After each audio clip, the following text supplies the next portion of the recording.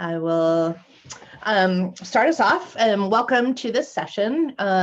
It is about the COVID travel risk waiver, which is a document that we've asked students who are planning to study abroad during spring 2021 to sign. And what we were hoping to do today is, before you make that decision to sign and confirm your study abroad plans, is to go through the document and just make sure you're understanding what the document entails, why we're asking you to sign the forms, and so on and so forth. And then obviously we will be happy to ask any questions. And I'm here together today with Dean Rebecca Hovey, who is going to give us an explanation about the advisory risk form. Thank you, Lisa, and thank you for organizing this and for managing all the notifications that went out to students. I'm curious, how many of you were in the town hall meeting we had, gosh, was it last week or the week before, about just in general where we were with our decision making? I don't know, how do we find out? Just sort of like wave your hands or put a... You could use a thumbs up icon. Yeah, a thumbs up icon if you were in that earlier meeting, a few of you? Okay. Or Okay, great. So basically we, just to recap a little bit for people who didn't attend that meeting, we have been in a process since late June of working with a campus risk group. Well, it's actually a study abroad risk assessment advisory group that looked at kind of all the aspects of study abroad and whether or not we could run in the spring of 21.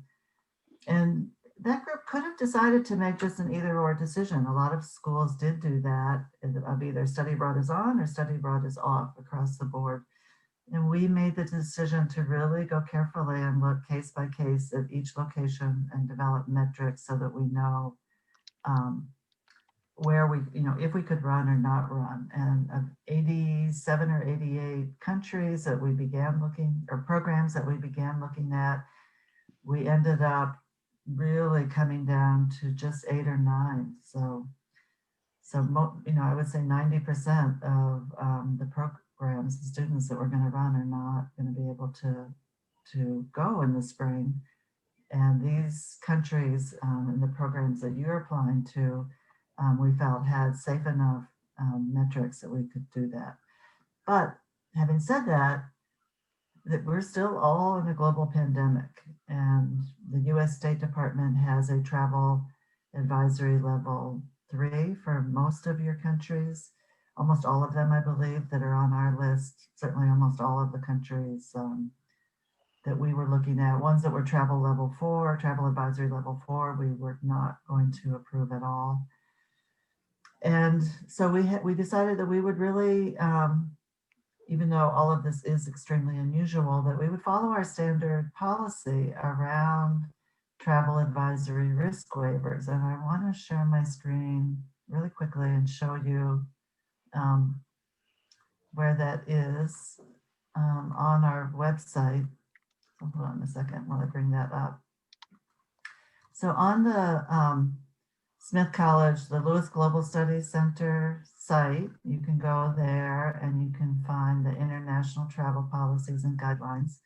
And here's where we have more information about our policy on State Department travel advisories. So we decided that we were going to follow this policy and adapt it for the global pandemic. And that seemed to be consistent with a procedure that we've used in the past and that people would understand. I am hoping, as I go over what's actually in the travel waiver, it'll help you understand why we included the special sections that we did. Typically, before I share the travel waiver, I'll stop sharing this for a minute. Typically, a situation in which we have a travel waiver would be, I don't know, one year Russia was having massive forest fires and there was serious air quality concerns, and the State Department posted a travel advisory. For most of the time I've been at Smith, Israel and the West Bank have had a travel advisory posted. And so if anybody studied there, we would have them sign a particular waiver that was specific to what the risks were at the time. And we would ask parents or guardians to sign that so that people were just fully advised of what the risks are going to that particular country. I have never been in a situation where literally everybody going abroad has had to sign an additional waiver, on top of our typical waivers that we have everybody sign, accepting the, responsibility for the risks that might occur that are beyond our control. So for that reason, our dean of the college asked that we really make sure everybody knows what is entailed in going abroad in the spring. This is not study abroad as usual. So I'm now going to share the screen, and I believe you should have all received a link to, or, but actually the document, I forget Lisa how it was shared as an attachment, I believe, to their notification letter of this, an addendum to the standard risk release indemnification form that you had signed. All of them were tailored specific to the country that you're going to. Again, if this had been in prior times when it was simply going to a country with a high travel advisory level, this language in section 2 about particular concerns that the State Department might notice around any injury that might happen, or in particular this 2E alteration due to natural disasters, civil unrest, war, etc. We added language there about pandemic, medical quarantine, or isolation. And then it's this next section 3 that I want to highlight in consideration of the global COVID-19 pandemic. These are the specific risks. And we've consulted really widely with various groups, with our own risk group on campus and with legal counsel around what these particular risks are. So obviously, COVID-19 is a serious global threat. It's extremely contagious. There's still so much unknown about it. So it's not like an illness that's been around for a long time where we know what the treatment or approach is on a consistent basis, and that the mortality rates are uncertain. So it's really important that everyone is aware of that.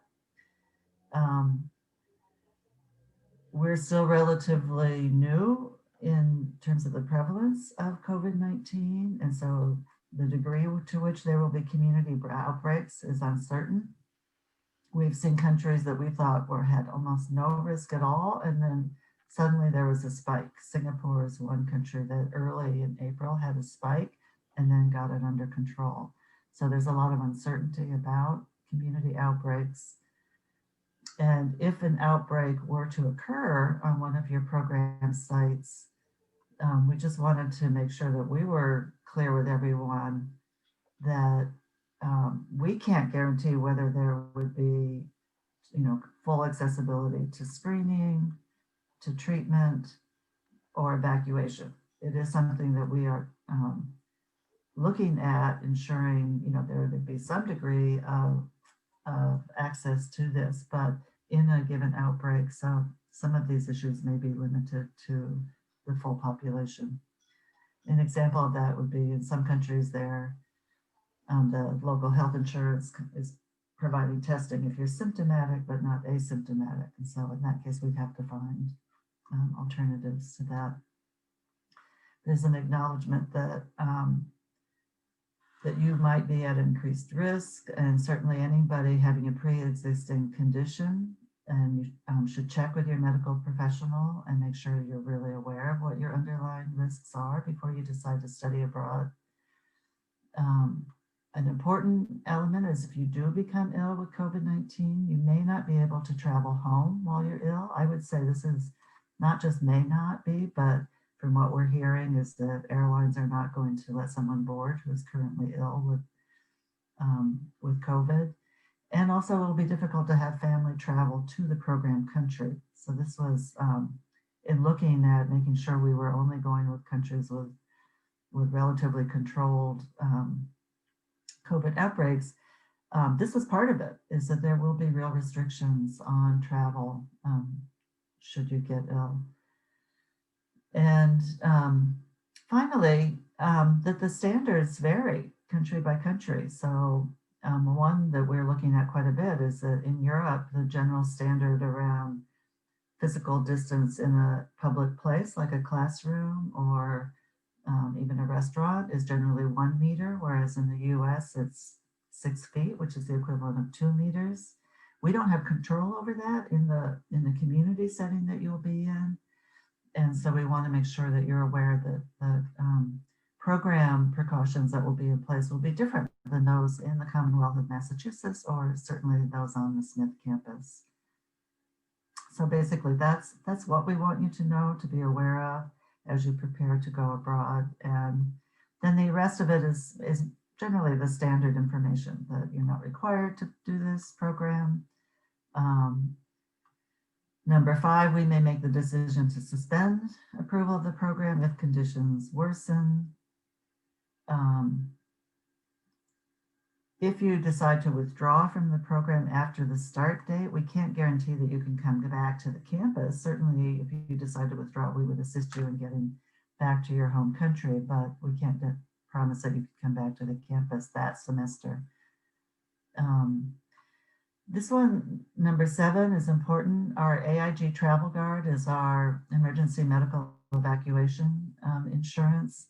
It does not include evacuation for pandemic-related public health emergencies like COVID, but it would provide assistance with treatment and medical care locally, as well as whatever health insurance you have or the program provider has. But just given the nature of COVID-19, they will not automatically put you on a flight and take you out of the country. And then the last one is just finally you understand that the other conditions in the main risk release indemnification form still holds. And the other issue is that we ask parents and guardians to sign this document as well. So I wanted to walk through that, make sure everybody understands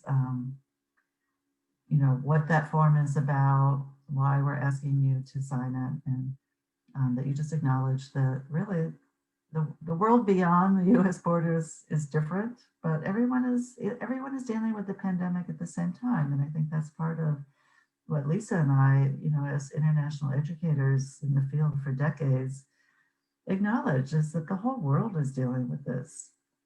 And the way in which different communities deal with it will be different. And that we have selected the countries that are conditionally approved because we have confidence in the ability of the local public health system and the program providers to manage the program. So I'll turn it over to Lisa to give a little bit more information on sort of what some of the other criteria are around the program risk assessment. And I do see there's questions in here, chats. Okay, looks like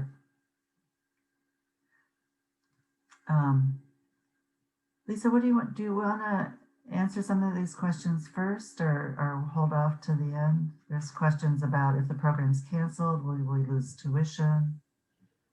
Or if it's suspended after Smith courses begin, will we be able to participate in Smith classes? Hello? Yes.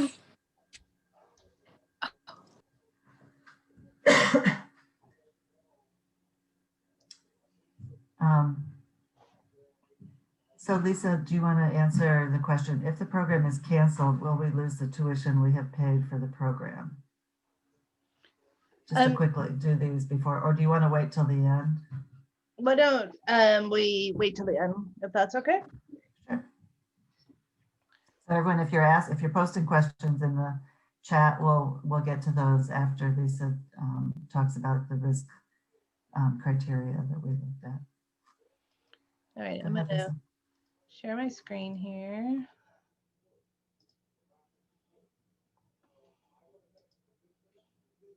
So for those of you who were with us last Friday during the town hall meeting, we briefly went over kind of the process that we have been working with since early to midsummer, and trying to figure out under what conditions would we be allowing students to study abroad.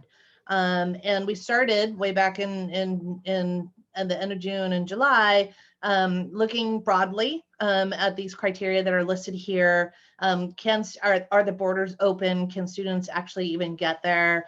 If they can get there, can they get their visa on time? What are the US State Department and CDC advisories? Back at that time, everything was the worst category that could be. Everything was a level 4, according to the US State Department, and everything was a level 3, according to the CDC, which are the two, absolutely do not travel recommendations. We were looking to see whether or not the program providers had published contingency plans to help should a student gets sick, or should the program need to be evacuated. What were their plans in helping with the students with that? Did the plans address student health and safety? Was there academic continuity thought through? And what would be the restrictions on independent travel during the program? And what is the financial risk? Over time, we've narrowed down our criteria. Let me back up real quick. Based on this criteria, this is what Dean Hovey referred to as at some point we were able to eliminate a significant number of programs and around September based on these conditions. And then shortly after that, we narrowed our criteria even further and are using these criteria right now to determine whether or not the programs that you are all accepted to in 7 different countries, whether or not we're going to continue to support that. We're looking at test positivity rate over a 7-day and a 14-day interval. And I think it's important to point out that we're expecting throughout the world spikes and stuff like that. And what we're looking at there in terms of test positivity rate is the length of that and how long it's at those peaks. Number of new cases, again, on a 7-day rolling average as per population. We recognize that not all countries are testing at the same rate as compared to others. They obviously have different populations, et cetera, et cetera. So it's not, as Dean Hovey said, it's not just a one and done, but more of a, let's look at a more holistic approach to this decision making. And then the trend of new cases, if it's increasing or decreasing and stuff. And Dean Hovey and I worked together with the Study Abroad Risk Assessment Advisory Committee, which is made up of faculty members and other offices on campus, so that we're not making this decision in a vacuum. It's a collective decision based on, expert information as well as expert experience with this information and stuff. So we just wanted to make sure that you understood that. And as I said, we're evaluating this pretty much on a daily basis, if not a weekly basis, even though our 7-day to 14-day intervals. I know that Dean Hovey checks them pretty regularly and stuff. So, oh, you're muted, Rebecca. It's okay. I was just laughing. Yeah, I probably do it a lot more frequently than people want to hear about from me. Because I'm like, oh, where's this country going? Yeah, well, and that's the thing too, is the U.S. really is not very stellar, and the U.S. would have likely been ruled out as a study abroad destination based on our own numbers. So that's what we're looking at. So at this time, we had our study abroad risk assessment advisory committee meeting this morning. At this time, we're continue to feel comfortable with the 7 countries that we have. There is some movement among those 7 countries, but we're also looking at the start date of those programs and over time, are we anticipating seeing a decrease, even if there is right now an increase in that. And this applies particularly to Europe right now and stuff. So Asia is doing great, actually. They're doing the Asian countries. So So I think that's all I had to say, and we can open it up for questions right now. I know there were some in the chat boxes and stuff. I see the first one is, if the program is canceled, will we lose tuition we have paid for the program? So we have what's called the homeschool fee policy. So you're paying your Smith tuition, room and board as it pertains to your financial status with the college. And then on your behalf, the college is covering the tuition, room and board expenses. One of the criteria we were looking for in terms of determining programs was their refund policies. And so if I believe all instances, there's 100% refund policy if the program is canceled before the start date. And that, in which case there wouldn't be any financial penalty. After that, most of the policies, and Rebecca, correct me if I'm wrong, they're probably graduated policies like 25%, 50%, and so on and so forth. The challenge we have is we don't know if or when we would ever have to evacuate and stuff. And so with that said, trying to have at least the least amount of financial impact on this is one of our larger considerations. I don't know, Rebecca, if you want to add to that. No, I would agree with that. I think because we have homeschool fee policy, if somebody were to leave after the program had started, then there's a conversation with Student Financial Services around what we call the non-recoverable costs are, and Smith follows its own refund policy that's guided by the federal government. So that I think will vary student by student, program by program. So Lisa, there's another question here. So by the way, everybody, if you have questions, please put them in the chat. I'm going to be reading the questions, and because Lisa is much more involved in the actual approval process and the details around the programs and what is the case for each different program, she'll answer as best she can, and I can weigh in if needed. And so that's how we're going to proceed. So there's another question, Lisa. If the program is suspended after Smith courses begin, will we be able to participate in Smith classes? Yeah. And that's a great question. And the answer, unfortunately, is no.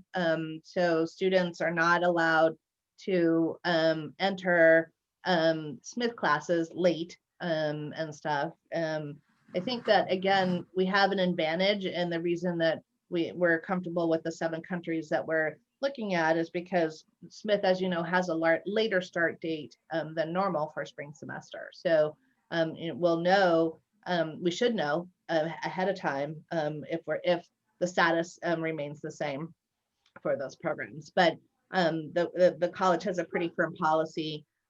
Once classes have started, students on any sort of leave, be it study abroad leave, personal leave, or otherwise, are not allowed to enter classes late. With that said, you wouldn't necessarily be losing the whole semester, because if you remember, one of the criteria we're looking at is academic continuity. So we want the programs to ensure that the students will be able to continue their academics if the program has to evacuate in that sense.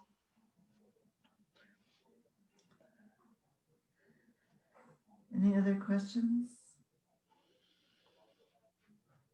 I think, Alyssa, your question is a variation of that.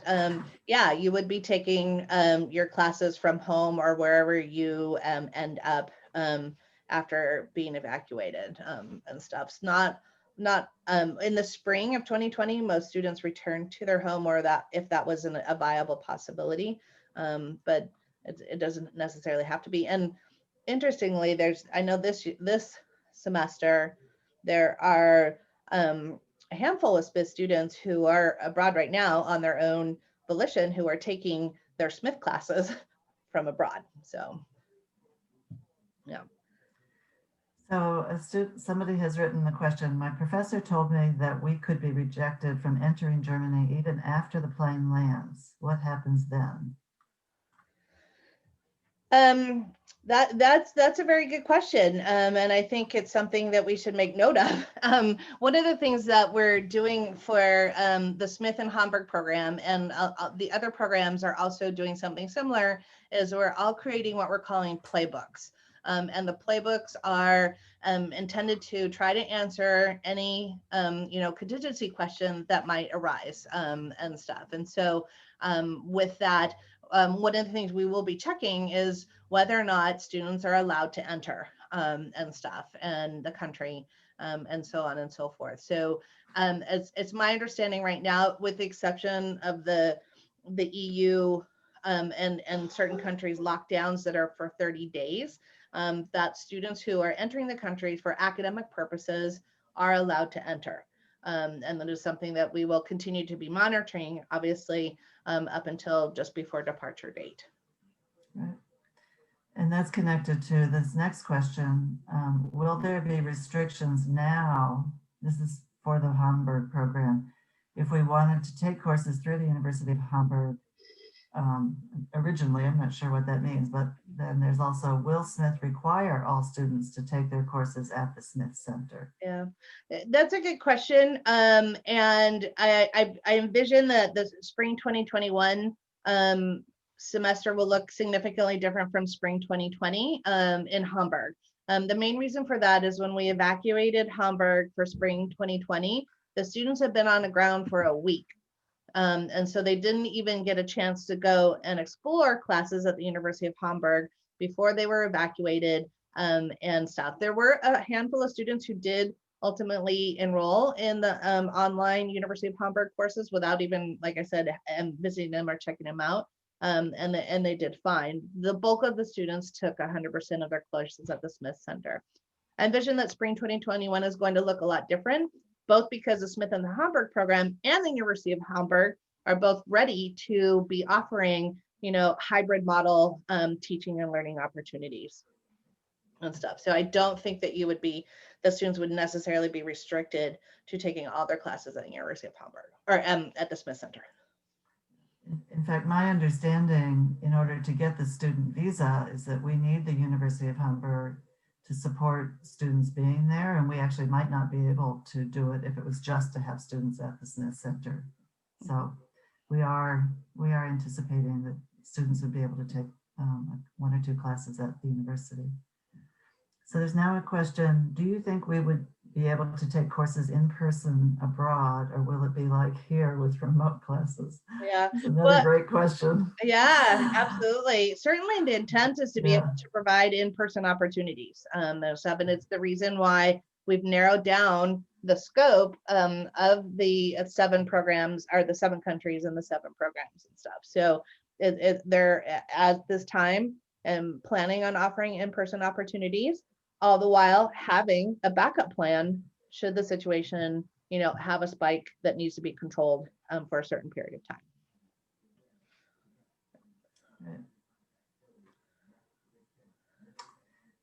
We now have a question. Will I be able to take courses online at Smith and regular courses at the college abroad? Yeah. Another good question. The answer to that one is no. And the reason for that is because you can't be dually enrolled and be on study abroad leave and be registered as an active student at the same time.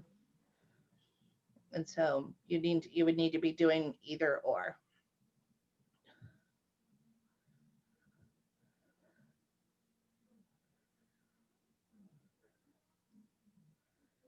Any other questions? People can feel free also to write to either Lisa or myself if you do have questions that come to you after today. We have sadly, a small group who are going abroad. Normally for the spring, we send, upward of 200 students, near that. So we're available to really help guide you through this process. Mm-hmm. My advice, go ahead, Edwisa. I have a clarifying question. You said either or, so I can potentially go abroad and decide to take no courses like at the school abroad and just take Smith courses that are provided online? Good question, and thank you for that. I should not have said either or. It's you are taking your study abroad courses a full load, or you're enrolled full time at Smith. Okay, thank you. Thank you for that clarification. I apologize for that confusion. So what should we do like in February when spring semester starts, like at Smith? If we don't know. So that's a good question, Fiona. So one of the things that the SARA group started talking today is about the timeline and when any sort of final decision would be made. And we started making a list of the start dates of each program and then counting backwards from there. When would we make a green light, red light decision and stuff. And so know that we will, our endeavor to make that decision in time for students to pivot and get into courses if they need to and stuff like that. I know that there are the Hamburg program is likely going to start after the spring semester at Smith has started. In which case we may be making a decision earlier than the start of the Smith semester. So again, to give you the opportunity to pivot to enrolling in classes. With that said, it's one of the things, this applies to Smith students who are on this call. I know there's a couple, or a guest student as well, that you should have all registered for your spring semester courses, and you should maintain that registration. Once the president has announced her plans for the spring semester on campus, and if housing options become available, you should be participating in that as well, and keep both active, both your study abroad plan and your on-campus plan active until, again, we have an absolute green light, red light response. Okay, we have another question. When will we have to start doing the paperwork, documents, etc., for going abroad? Alyssa, can you clarify that? I mean, there's some stuff you need to be doing right now for that you should have received an email from me last week with some of those steps. It was more of the like visas and things like that. Yeah, sure. The ones that aren't already mentioned / on the website. Okay, thanks for that. So a lot is going to depend on your study abroad program, and they will be advising you on what steps you need to take in order to obtain your visa documents or things like that. Specifically for Hamburg, if you are a U.S. passport holder, you do not need to apply for a visa ahead of time. U.S. citizens are allowed to enter Germany without a visa, and then the program will help you obtain a residency permit after your arrival. That's just for Hamburg. I know that Denmark does have a visa process, and if you haven't heard from DIS yet, you should be checking in with them, as well as any of the other programs that are out there and stuff. There will likely be some other documents that we'll be asking you about, all of which we'll do with plenty of time and stuff. One of the things we will be planning is pre-departure orientations for the group and stuff, and then we'll be providing a lot more information about that. And here we have a question of, could we take Smith J-term courses, the interterm courses? My understanding is you can, but you would have to do it from abroad if your program is already started. So we do know that there's some study abroad programs that are starting relatively early in January and early to mid-January. Because J-term is tied to fall semester, you're allowed to enroll in J-term courses. But the expectation, if your program is running and Smith is still supporting study abroad, that you would be on your study abroad program and then also taking your J-term courses remotely. Okay, and we have a great question. How many Smithies are planning to attend the DIS program in Copenhagen? And lots of people are weighing in here and want to have a group chat. And there's a lot of you. Yeah, right now, even though that it's 7 countries and 7 programs, right now there are about 60 students who are still in the pipeline for studying abroad and stuff. So and a lot of them, you know, most of them have more than one Smithy on the program. Hamburg has more than one. Denmark definitely has more than one. So. Thank you, Zephyr, for creating a group and inviting people to be on it. You'll find that in the chat, people. Yeah. Any other questions? I think, did you mention that you'd be doing a pre-departure later as we get closer to departure time? So there's plenty of time to, you know, worry about packing and all those other important essentials. How do I get money from an ATM? And those are the typical questions we get. I think it's also important to understand that while Dean Hovey and I and the SARA committee are making recommendations to the president and her cabinet about our support for study abroad, it will ultimately be up to the president to make the final decision and stuff. And thus far, we've received feedback from them that they're fine with our recommendations, but we also need to keep in mind that we don't make the final decision and stuff. And so that can happen at some point as well. We hope it won't, based on, you know, like I said, the research that we've been doing and the data collection and reporting that we've done, but it is something that we need to do. The other thing I would recommend, I'm saying this because I'm getting questions about this, you know, so what do I do? What do I do? What do I do?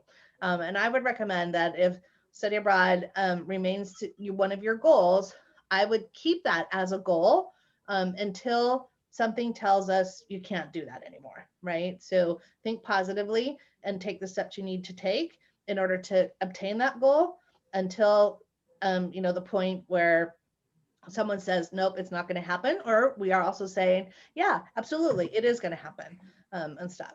With that said, also the flip side of that, don't feel pressured. You don't have to go abroad if you don't feel comfortable doing so and stuff. And you can make that decision as well. So it's up to you on that. So we have a question, Lisa. What's the procedure for being sent home? Like once the program starts, when would we make a decision to bring students home? Well, that's a lot. A lot's going to depend on the situation, and it's impossible to predict and stuff. You know, ideally, the situation will start to improve in the destinations where you're going, or continue to be at a level that we're feeling comfortable with. In which case we wouldn't have to evacuate.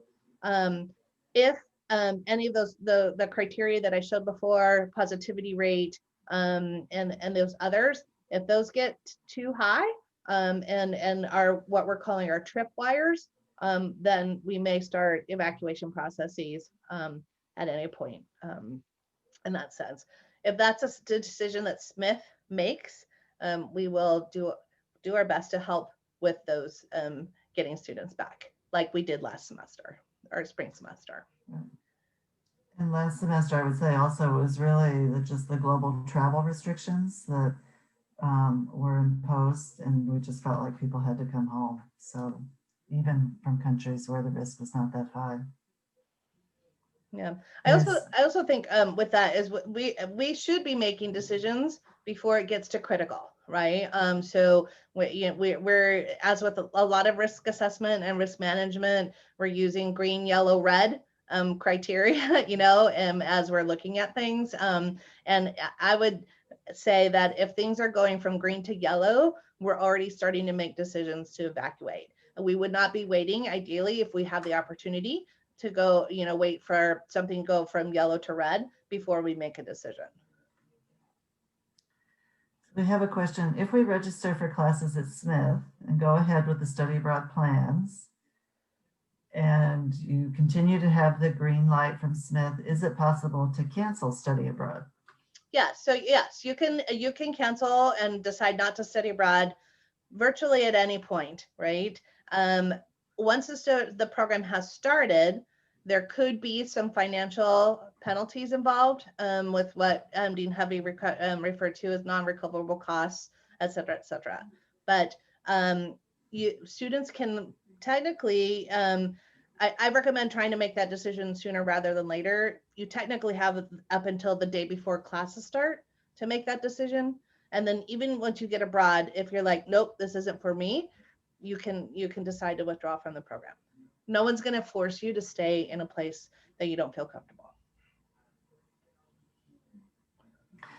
We also want to make provisions for students. Let's say you go abroad and you're there for a month or 6 weeks and it's just not working out for you. One of the things that we have worked hard to identify is that each program has the capacity to deliver instruction online. So if you really feel like this isn't working, you want to do it remotely from home, not be in the country, we would work with you and work with the provider and see if that's possible, because we are really sensitive to everyone has a different level of risk tolerance and comfort. And so we feel pretty good about the programs that we work with, and we've worked with them for years, and we know that they're very accommodating and understanding, if a situation like that came up.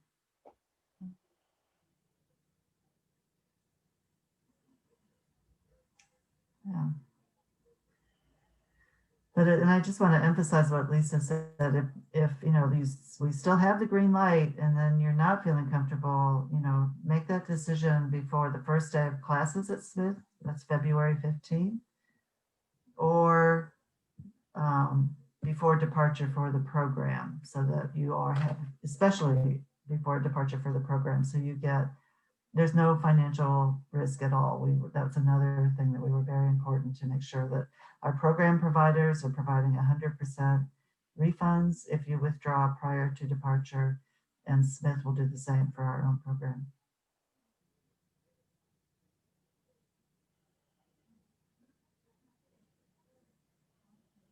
Anything else? The brave women out there, brave people, yay.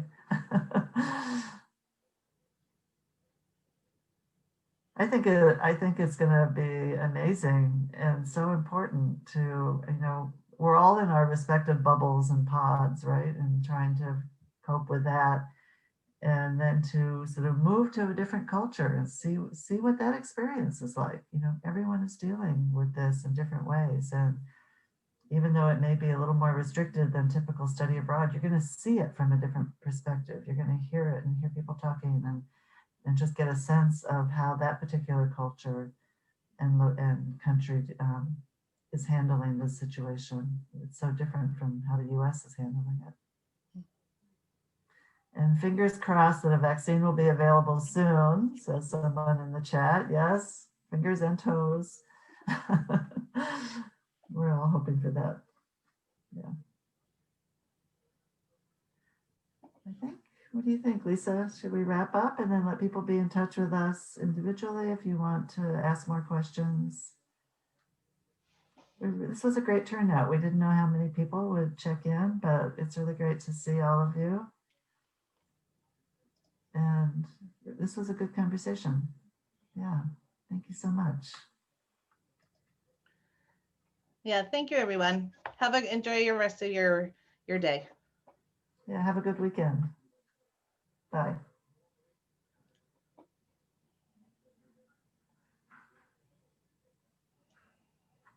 Great, Lisa. You got a few hangers on there, but